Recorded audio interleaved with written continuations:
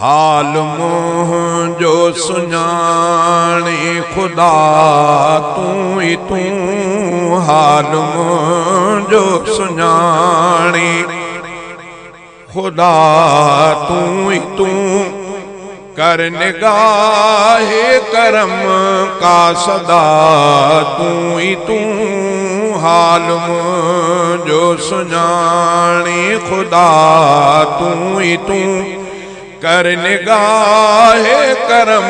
का सदा तूं ई तूं हाल मुंहिंजो सुञाणे मां त बदकार आहियां बंदो या खुदा तुंहिंजे दर ते कयां थो पियो हीअ निदा मां त बदकार आहियां बंदो या खुदा तुंहिंजे दर ते कयां थो पियो हीअ निदा मेहर कर मूं मथां का खुदा तूं ई तूं मेहर कर मूं मथां या खुदा तूं ई तूं कर निगाहे करम का सदा तूं ई तूं हाल मुंहिंजो सुञाणे खुदा तूं ई तूं कर निगाहे करम का सदा तूं ई तूं हाल मुंहिंजो सुञाणे केरु तोखां न पुछंदो कंदे माफ़ जे केरु तोखां न पुछंदो कंदे माफ़ जे केरु तोखां न पुछंदो कंदे माफ़ जे थी वञे ज़िंदगी बस सफ़ा साफ़ जे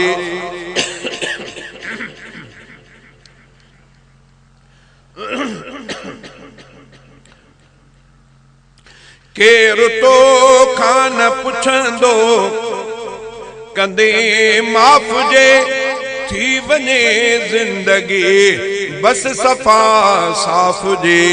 दे सतुर कर सतारी मिठा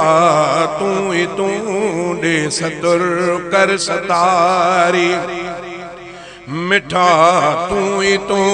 कर निगाहे करम का सदा तूं ई तूं हाल मुंहिंजो सुञाणे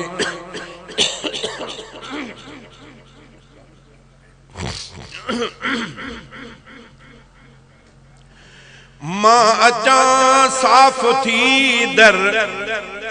अव्हां जे खुदा गॾु उन सां रहां नेक जे के बंदा मां अचां साफ़ थी दर अव्हां जे खुदा गॾु उन सां रहां नेक जे के बंदा कर छॾे लछण मुंहिंजा सुठा तूं ई तूं कर छॾे लछण मुंहिंजा सुठा तूं ई तूं कर निगाहे करम का सदा तूं ई तूं हाल मुंहिंजो सुञाणे खुदा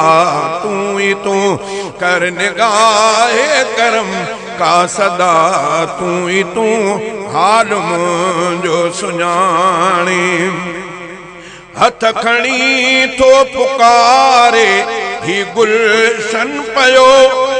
ख़ास बंदे मथां मेहरबानी कयो हथ खणी थो पुकारे ही गुलशन पियो ख़ास बंदे मथां मेहरबानी कयो मुंहिंजे चप ते रहे शल मुंहिंजे चप ते रहे पई निदा तूं ई तूं मुंहिंजे चप ते रहे पई निदा तूं ई तूं कर निगाहे करम का सदा तूं ई तूं हाल मुंहिंजो सुञाणे खुदा तूं ई तूं कर निगाहे करम का सदा तूं ई तूं हाल मुंहिंजो सुञाणे